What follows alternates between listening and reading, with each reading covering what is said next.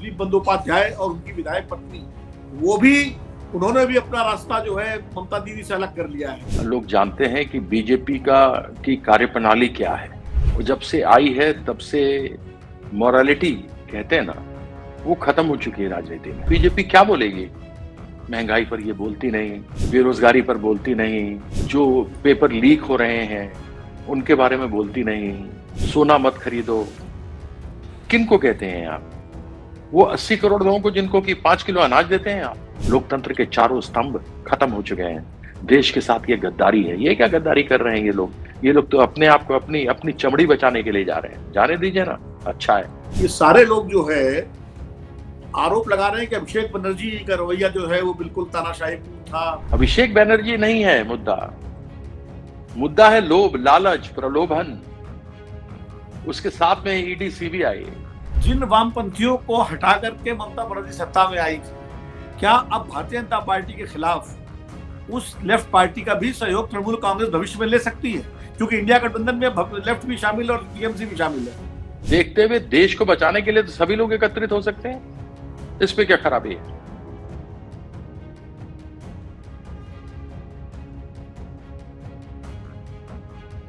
नमस्कार, अमरउजाला.com के मेरे कार्यक्रम खरी बात में आपका स्वागत है, खैर मकदम है, वेलकम है। इस समय जो पश्चिम बंगाल का मामला बहुत गर्म है। विधानसभा चुनाव में तृणमूल कांग्रेस की हार के बाद जिस तरह पहले उसके विधायक और उसके बाद अब सांसद लगातार खबरें आ रही हैं कि वो टूट रहे हैं। और सुना है सोमवार को लोकसभा अध्यक्ष ओम बिरला जी से भी करीब 19-20 सांसद मिलने वाले हैं। इसको लेकर के इस वक्त माहौल बहुत गर्म है, राजनीतिक माहौल काफी गर्म है। ऐसे में इन सारे मुद्दों पर अगर जो सबसे मुखर कोई चेहरा है, सबसे कोई मुखर आवाज है तृणमूल कांग्रेस में, तो है तृणमूल कांग्रेस के वरिष्ठ सांसद श्री कीर्ति आजाद जी की। कीर्ति आजाद जिनको इस बात का गौरव हासिल है कि भारत को पहला विश्व कप जो है क्रिकेट टीम जिस टीम ने जीता था उसमें कीर्ति आजाद जी थे। और उसके बाद से लगातार उनकी, चाहे क्रिकेट हो चाहे राजनीति हो, उनकी बैटिंग के हम सब कायल रहे हैं। कीर्ति आजाद जी, बहुत बहुत स्वागत है आपका नमस्कार, धन्यवाद इस कार्यक्रम में। नमस्कार, आपने वक्त निकाला अपने व्यस्त कार्यक्रम से, इसके लिए आभार।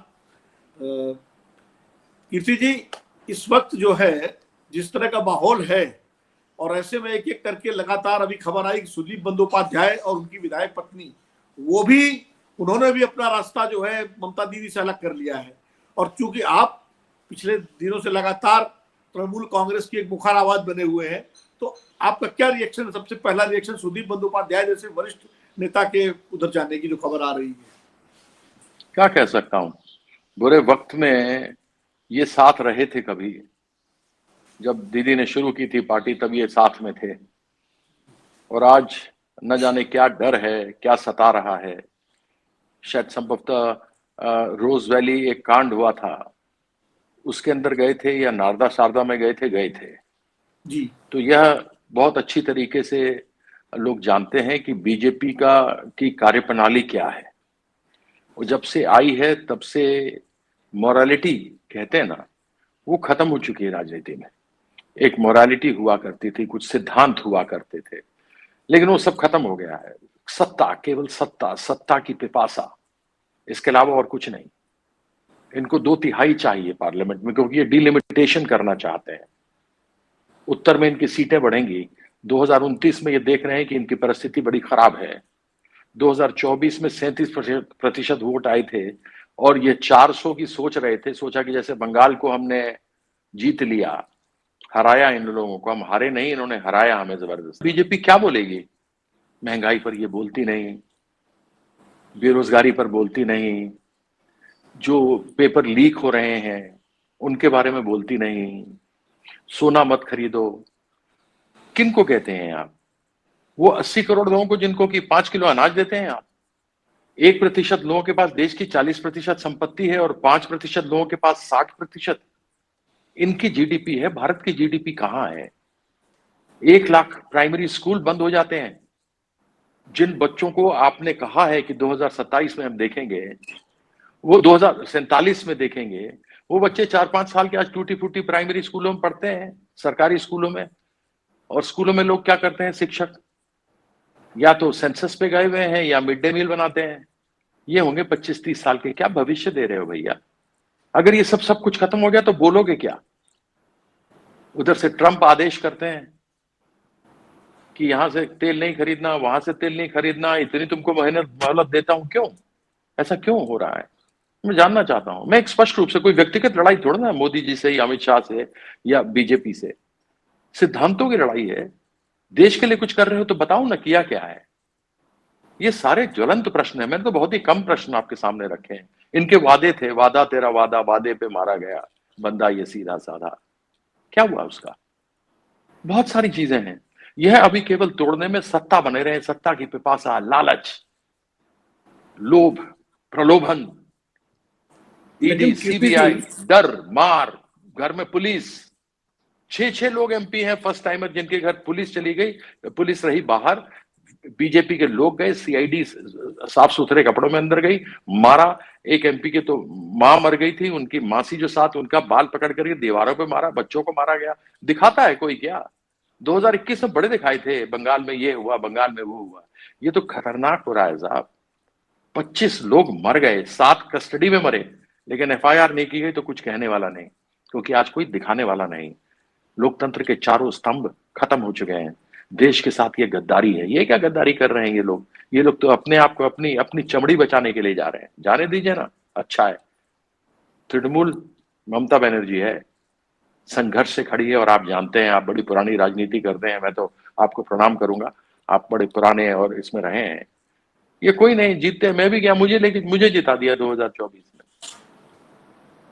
तो आप बताइए। लेकिन लेकिन कीर्ति जी, ये बताइए, ये सारे लोग जो है आरोप लगा रहे हैं कि अभिषेक बनर्जी का रवैया जो है वो बिल्कुल तानाशाहीपूर्ण था, तो उनके उनकी मनमानी की वजह से जो है हमको पार्टी में घुटन महसूस हो रही थी। तो कहीं ना कहीं ममता जी को भी तो आत्मचिंतन, आत्ममंथन करना चाहिए कि आखिर 6-6 साल, 6-6 टर्म के पुराने उनके साथी जिन्होंने तृणमूल कांग्रेस बनाने में सहयोग दिया था, वो क्यों एक एक करके छोड़ के चले गए, और अचानक चुनाव नतीजे आते ही जिस तरह से इतनी जल्दी तो किसी पार्टी में टूट फूट नहीं हुई। सब दूसरी पार्टियां भी टूटी हैं, लेकिन इतनी जल्दी कोई पार्टी टूटी हो कि 80 में से 60 विधायक एकदम से विधानसभा में अपने को अलग कर लें, उनके 28 में से 19-20 विधायक जो भी संख्या हो वो अपने को लोकसभा से अलग कर लें। तो आखिर ये क्या वजह है? कहीं ना कहीं कुछ आत्मचिंतन तो तृणमूल कांग्रेस के नेतृत्व को भी करना चाहिए। आपने सवाल में ही आपने जवाब दे दिया कि महीने में क्यों चले गए। अभिषेक बनर्जी नहीं है मुद्दा। मुद्दा है लोभ, लालच, प्रलोभन। उसके साथ में है ईडी, सीबीआई। उसके साथ में है पुलिस का डर, लोकल पुलिस का डर, जो पहली बार एमपीज बने थे वो। आप तो जानते हैं कोई ब्रेकिंग न्यूज थोड़ा ना है क्यों ममता बनर्जी के ये चले गए। क्यों चले गए भाई शिवसेना के? क्यों गए शिवसेना के? क्यों चले गए शरद पवार के? उनके यहां भी कोई बेटा था, कोई था जिनकी समस्या थी? क्यों भाग गए? नवीन पटनायक तो बहुत सीधे आदमी है, उनके अंदर क्यों तोड़फाड़ कर दी? जिनके साथ बैठ के वैतरनी पार की, उसी के पीठ में खंजर भोंक दिया। शिरोमणि अकाली दल का क्या हुआ? नेशनल कॉन्फ्रेंस फारूक अब्दुल्ला का क्या हुआ? पीडीपी महबूबा मुफ्ती, जिसको कहते थे ये देशद्रोही है, पाकिस्तानी है, उसके साथ तुम बैठ करके सरकार बना रहे हो।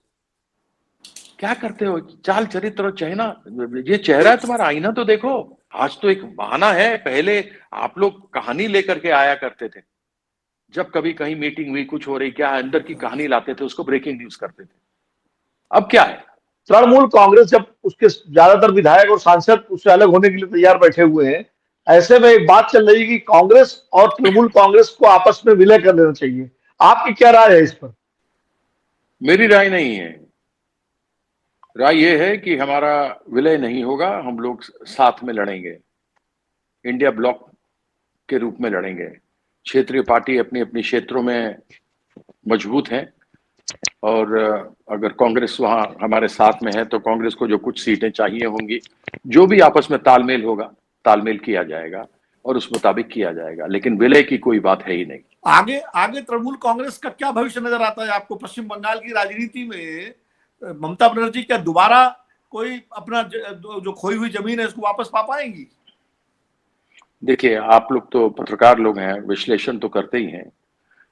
2 करोड़ 60 लाख वोट हमें आए, 2 करोड़ 90 लाख वोट बीजेपी को आए। 30 लाख वोट का अंतर था, लेकिन सीटों का अंतर था 207। वो संभव ही नहीं, क्योंकि 147 ऐसी सीटें थीं जिसमें जीत की मार्जिन वोट जो कटे थे उससे कम थे। 27 लाख वोटों को एजुकेशन में रखा गया था। बाकी लोग 27 लाख को काट दें तो बाकी जो बचे थे वो गरीब आदमी रहते हैं गांव में, नेट वेट चलता नहीं है, ऑनलाइन करनी थी शिकायत, वो बेचारे नहीं कर पाए। दैनिक मजदूरी करने वाले हैं, किसान हैं, रेहड़ी पटरी चलाने वाले हैं, रिक्शा चलाने वाले हैं, वह लोग ऑनलाइन कहां करेंगे? एंड्रॉइड फोन तो किसी के पास है नहीं। तो 27 लाख लोगों ने जो दिया था, जिसको सुप्रीम कोर्ट ने कहा था, क्योंकि संवैधानिक अधिकार होता है प्रत्येक व्यक्ति का वोट देने का, वो काट दिए गए। उसमें केवल 1600 देखे गए। और बड़ा अजीब सा लगा जब न्यायमूर्ति ने यही कहा, इस साल नहीं तो अगली बार दे देना। ये कोई उधार तोड़ना विनोद जी, जो मैंने आपसे आज लिया और आप कहें अच्छा ठीक है आज नहीं दोगे, चलो 7 दिन बाद दे देना, यह बात बढ़ सकती है। लेकिन वोट का तो 5 साल में एक बार आता है। फिर 7 लाख वोट, तिथि निकल गई, अंतिम तिथि, उसके बाद जोड़ दिए गए। और फिर जो खेल हुआ है, वहां जो तांडव हुआ है, वह तो हम जानते हैं ना। कीर्ति जी, इंडिया गठबंधन की जो बैठक हुई थी उसमें राहुल गांधी ने जो भाषण दिया है उसमें उन्होंने ये आह्वान किया है कि जो चुनाव की राजनीति है, बोले 2024 का चुनाव में हम जीत चुके थे लेकिन हम जीत हरा दिया गया, और 2029 का चुनाव भी हम जीत चुके हैं, लेकिन अब हमको चुनाव से आगे बढ़ के प्रतिरोध की राजनीति करनी है। तो प्रतिरोध की राजनीति से उनका मतलब है सड़क पर संघर्ष करना। क्या तृणमूल कांग्रेस इसके लिए तैयार है? संघर्ष से उभरी है ये पार्टी, ममता बनर्जी के संघर्ष से। जिस प्रकार से उनका माथा फोड़ दिया गया, उनकी पसलियां तोड़ दी गई, हाथ खत्म कर दिए गए, सीवर में फेंक दिया गया, फिर निकल करके आई। ये पार्टी संघर्ष से आई, और अगर है तो ममता बनर्जी के कारण से है। कोई भी बन जाए कि मैं बहुत बड़ा नेता हूं, मैं भी कहता हूं, मुझे भी 2024 में लाई थी, मैं बंगाली नहीं जानता था, आज बांग्ला बोलता हूं, 20, 25, 30% बोल लेता हूं, और आगे आने वाले से अगले 3 सालों में बहुत अच्छा बोलना शुरू कर दूंगा। वो लेकर के आएंगे। जिताया, एक कोई रिश्ता था पुराना बड़ी बहन और छोटे भाई का, उसको निभाया। वो जिसको चाहेंगी उसको जिताएंगी, क्योंकि एक चीज याद रखिएगा, विरासत में नहीं मिली है तृणमूल ममता बनर्जी को। ममता बनर्जी ने यह पार्टी खुद अपने खून पसीने से खड़ी की है। इसलिए संघर्ष तो सदैव हुआ है, और घायल है। घायल शेर ज्यादा खतरनाक होता है, घायल शेरनी है। उन्होंने कहा था I am a free bird now, मैं दिखाऊंगी। वो जाएंगे और करेंगे। आज भी वही जज्बा है उनके अंदर, वही हिम्मत, वही ताकत। जिन वामपंथियों को हटा करके ममता बनर्जी सत्ता में आई थी, क्या अब भारतीय जनता पार्टी के खिलाफ उस लेफ्ट पार्टी का भी सहयोग तृणमूल कांग्रेस भविष्य में ले सकती है? क्योंकि इंडिया गठबंधन में लेफ्ट भी शामिल और टीएमसी भी शामिल है। देखिए ना, जो एनडीए अटल जी के समय में थी, वो एनडीए आज है क्या? जो एनडीए पार्टनर्स उस समय में थे, आज वो एनडीए पार्टनर्स हैं आज क्या? वो तो नहीं है।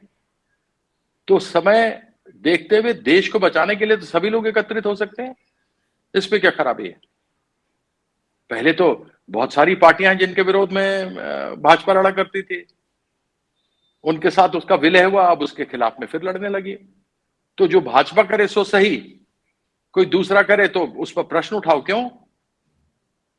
क्योंकि भाजपा ने लेजिस्लेचर, एग्जीक्यूटिव, जुडिशरी और मीडिया सब पर हथिया लिया है। इसलिए लड़ाई होगी, संघर्ष होगा। लोकसभा में भी इनके 240 सीट आए थे और 3 लाख सिक्योरिटी फोर्स लगे थे। लेकिन जब एक एक राज्यों में मीटिंग होती है, एक एक राज्यों में जब इलेक्शन होते हैं, तो वहां ये कॉन्सेंट्रेट कर लेते हैं। इनको गलत फहमी हो गई, 400 कर लेंगे। उन्होंने सोचा जैसे राज्यों में कर लेते हैं वैसे यहां कर लेंगे। वो संभव नहीं हो पाया।